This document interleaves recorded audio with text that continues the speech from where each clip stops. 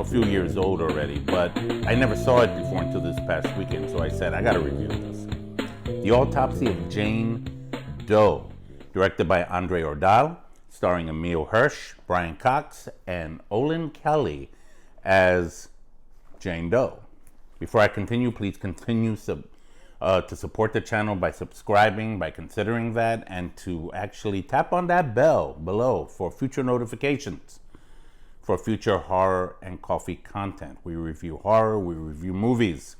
All right, so what's this movie about? Well, it's about an autopsy of an unidentified woman that they considered Jane Doe. Was taken to a place, to the morgue, I guess, somebody's home, father and son business. They're working on this particular case, right? The cops found her body amongst other dead people in a house, and they bring her corpse to this father and son business, a mortuary or whatever, I don't know what it's called, where they do an autopsy and do all the scientific work to figure out what the cause of death is. As they start doing their investigation, by the way, the son delays his date with his girlfriend just to help his dad out, because he feels a loyalty to his father because his father's showing him the ropes of the business, I guess. And what happens is, as they start to tinker with Jane Doe's body, is this young girl who looked like she's in her mid-20s, maybe early 30s.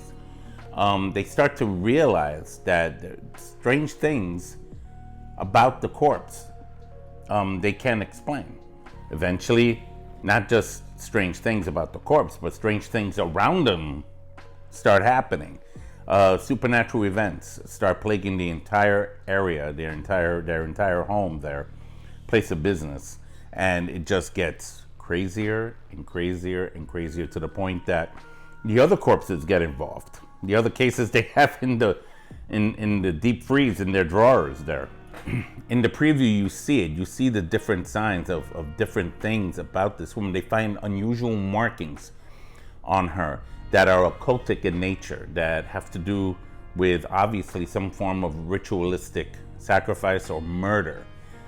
It eventually becomes more clear throughout the film. It becomes like a mystery, not a mystery, like an investigation. And I felt like I got involved in the investigation. Like, I wanted to know more about what caused this woman's death. I was really feeling for our two main characters, the father and son team, to figure out what exactly happened to this young girl. There were unusual things about her, I'll give you an example. I'll just give you one thing. It's not a spoiler. They found that her waist was very unusual, and it was more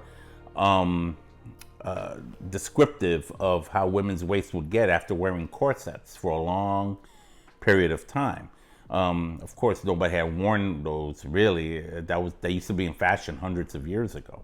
But what goes on in this thing, it gets more creepier, it gets more freakier, and there were a couple of good jumps, involved in this thing that was amazing. Like, I really enjoyed how this movie kind of unraveled bit by bit the mystery around this dead body. I also want to give a little bit of how this movie also has some kind of connection to one of my favorite topics in horror, the Salem witch trials. Let me just leave that there. So, there are light spoilers here because I can't, the movie's a few years old, I figured, so why not? I'm not going to really give anything away because I really want you guys to see it. I thought this was an excellent film. I had rented it digitally just to see it before I said, let me rent it first before I am convicted to buy it. I'm going to buy it. I'm going to give this movie 4 coffee cups. It was that good. I really enjoyed it. It wasn't the most terrifying film I've ever seen, but I loved the mystery that was shrouded around this unidentified body that they were trying to figure out what happened to her. There's signs of trauma, signs of being tied up, things that she was forced to swallow, things that they found inside her system, things they found on her skin. There's a lot of stuff there going on, and once they discover it, they realize they're dealing with something that's even beyond her. that they, as father and son, have to like confront themselves to like overcome this supernatural presence or evil that has begun to plague them this particular night, this particular autopsy.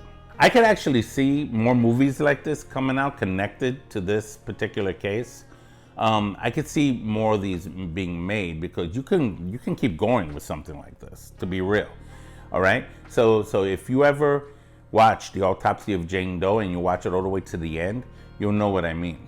So there it is, my quick little review of the Autopsy of Jane Doe. Have you seen it?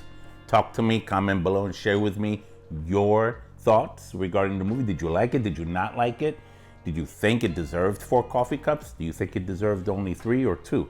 Let me know in the comments below and share with me your thoughts on this supernatural thriller horror film that really took everything by storm back in 2016. That's when the year the movie came out. And I can't believe, I'm kind of like ashamed of not having seen it sooner, to be honest with you. I should have seen it when it first came out.